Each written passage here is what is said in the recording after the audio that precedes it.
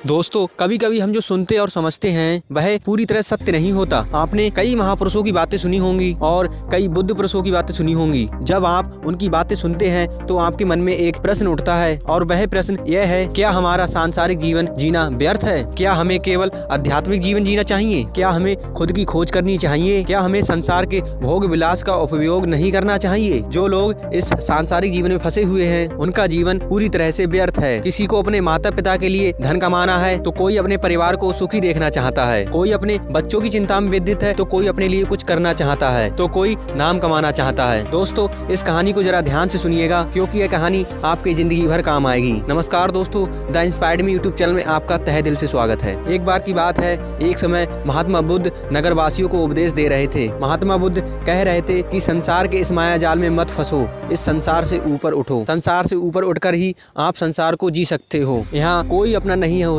संसार के मोह माया में जो फंस गया, जिसने अपनी बुद्धि का इस्तेमाल नहीं किया, वह व्यक्ति जो समय पर अच्छे कर्म नहीं करता और बुरे कामों में जुट जाता है, वह आने वाले समय में बड़े दुखों का सामना कर सकता है, क्योंकि उसके बुरे कर्म ही उसके दुखों का कारण बनेंगे। इसलिए आप इस संसार की मोह माया अर्थात इच्छा, लालच, क्रोध आदि को त्याग दो और ध्यान पूर्वक अपना कर्म करें। इतना कहकर महात्मा बुद्ध ने अपना उपदेश समाप्त किया और वहाँ से चले गए। महात्मा बुद्ध जब ये उपदेश दे रहे थे तो वहाँ पर उस नगर का सबसे धनी व्यक्ति मौजूद था और उस व्यक्ति पर महात्मा बुद्ध की इन बातों का गहरा असर पड़ा और वह सोचने लगा कि सब मोह माया है तो फिर मेहनत करना व्यर्थ है, फिर फालतू में क्यों अपने समय को नष्ट किया जाए। जब अंत में कुछ भी नहीं बचने वाला, जब यहाँ पर कोई अपना नहीं होता तो फिर किसके लिए व्यर्थ की मेहनत की जाए। अब उस व्यक्ति का मन संसारी जीवन में नहीं लगता था और वह संसारी जीवन से हटने लगा। अब उसे अपना सब कुछ किया हुआ व्यर्थ लगने लगा। देखते ही देखते कुछ ही सालों में उसका सारा व्यापार चौपट होने लगा। उस धनी व्यापारी के परिवार के सारे सदस्य उसे इस तरह से देखकर बहुत चिंतित होने लगे और जब भी कोई उससे बात करने की कोशिश करता था तो वह धनी व्यापारी एक ही बात कहता, यह धन और दौलत तो बेकार की चीजें हैं, यह सब तो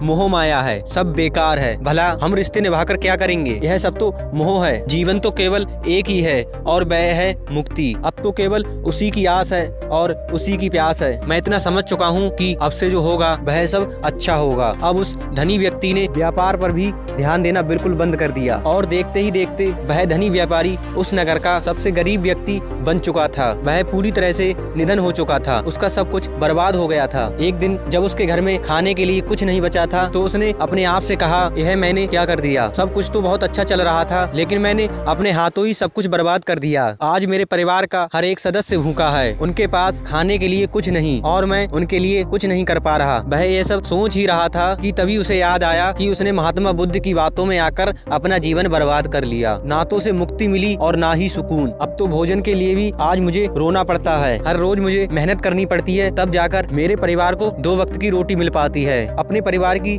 इस तरह से बुरी हालत देखकर उससे रहा नहीं गया। वह बहुत चिंतित रहने लगा था। तब उसके मन में ख्याल आया कि वह अब किससे मदद मांगे, आखिर अब उसका साथ कौन देगा। तभी उसे याद आया कि उसे महात्मा बुद्ध के पास ही जाना चाहिए, क्योंकि महात्मा बुद्ध के कारण आज उसकी यह हालत थी। उसके हालात के जिम्मेदार तो वही हैं। मैं तो सीधा साधा अपने मार्ग पर जा रहा था और लगातार अपने व्यापार में उन्नति कर रहा था, लेकिन जब से मैंने उनकी यह बातें सुनी तब से मेरा मन विचलित हो गया। उनकी फालतू की बातों में आकर मैंने अपना सब कुछ बर्बाद कर दिया। मेरे हालात के जिम्मेदार तो वही हैं, इसलिए मुझे उनके पास जाना होगा। अपने मन में क्रोध लेकर वह 2 दिन की यात्रा पूर्ण करके महात्मा बुद्ध के पास पहुंचा और क्रोध में आकर महात्मा बुद्ध से कहता है, हे बुद्ध, आपको कोई ज्ञान नहीं, आपने सत्य की प्राप्ति की है। आप तो केवल भोले भाले लोगों को फंसाना जानते हैं, अपनी चिकनी चुपड़ी बातों में उन्हें बहलाना जानते हैं। आप अपने सीधेपन का फायदा उठाकर अपनी प्रसिद्धि, अपनी प्रशंसा करवाना चाहते हैं। आप हमें ऐसे सपने दिखाते हैं जो कभी पूरे ही नहीं होते। मैं भी ऐसा ही एक सीधा सादा व्यक्ति था और मैं उस नगर का सबसे धनी व्यक्ति था। आपसे मिलने से पहले सब कुछ ठीक चल रहा था, मेरे पास धन की कोई कमी नहीं थी, लेकिन जब से मैंने आपका उपदेश सुना मैं प्रभावित हो गया। मैंने